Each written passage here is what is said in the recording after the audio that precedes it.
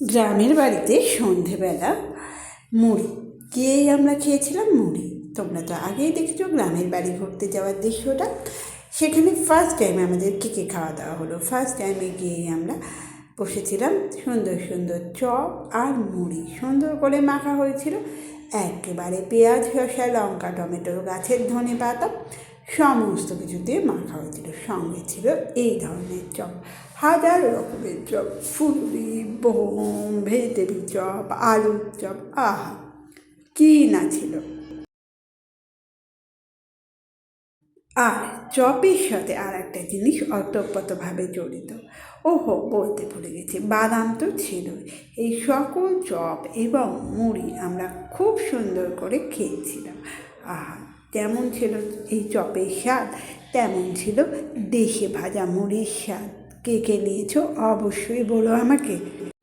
হাজারো রকমের চপ, আর সঙ্গে কিন্তু আমাদের কিছু সদস্য চলে গেছিলো চা করতে। কিছু মানুষের চা খুব সুন্দর করে, তাই আমরা সেই চা বানাতে চলে গেছিলো। সেটাও ক্রমশ আসছে। দেখো আলুর চপ, হাজারো রকমের চপের মেলা, এত চপ খেয়েছি আমরা। তারপরেও কিন্তু রাতের খাবার আছে, সেটা পরবর্তী ভিডিওতে আসছে।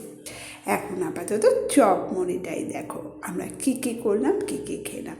আর সঙ্গে ছিল কিন্তু গরমা গরম চা। দেখো এই হচ্ছে পুরো মুড়িটা মাখার পর দেশের মুড়ি অনেকটাই শক্ত শক্ত এবং ছোট ছোট ছিল, কিন্তু স্বাদ স্বাদ ছিল লাজবাব।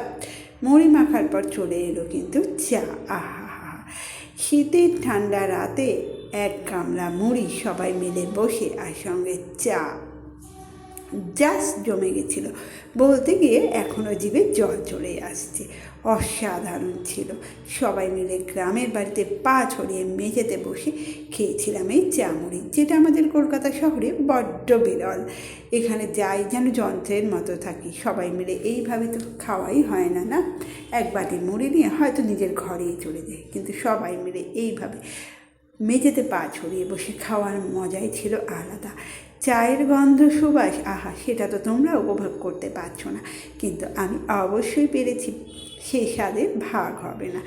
চা মুড়ি দিয়ে আমরা সন্ধেবেলাটা খেয়েছিলাম। খাওয়ার থেকেও ছিল গল্প আড্ডা অনেকটা বেশি, অনেকটা বেশি ছিল।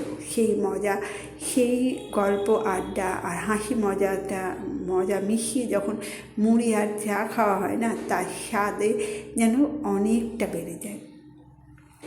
সেই স্বাদ ভাষায় প্রকাশ করা যায় না, এতটা সুন্দর হয়ে ওঠে, আরও টেস্টি হয়ে ওঠে। রোজকার মুড়িটা যেন এই গল্পর আসরে এই মুড়িটা যেন আরও টেস্টি হয়ে ওঠে। মুড়ির মধ্যে দেখো একে একে সমস্ত চপ পড়ে গেল। আমরা সেই সব চপ কিন্তু খাবো। আর খাওয়ার থেকে এখন চলছে বিশাল গল্প আড্ডা, একটু গান বাজছে, গান ছাড়া তো চলে না, তাই গানও চলছে।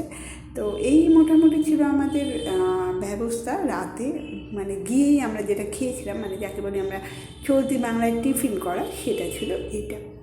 আর রাতের কী কী খেলাম, পরের দিন কী কী খেলাম, সমস্ত কিছু নিয়ে খুব তাড়াতাড়ি ফিরছি। সঙ্গে থেকো, সাথে থেকো অবশ্যই। যদি দেখতে হয় যে আমরা কী কী খেলাম, কী কী করলাম, সমস্ত কিছু নিয়ে অবশ্যই অবশ্যই ফিরছি। সঙ্গে থেকো, পাশে থেকো, সাথে থেকো। সুন্দর সুন্দর করে এইসব খাওয়ার ভিডিও পেতে হলে অবশ্যই চোখ রাখতে হবে আমার কাছে। এদিকে আমার বোন কী করছে, চপগুলোকে সুন্দর করে সাজিয়ে দিচ্ছে যাতে দেখতে আরও ভালো লাগে। মজা, হাসি, আড্ডা, আর সঙ্গে চা আর চপ মুড়ি।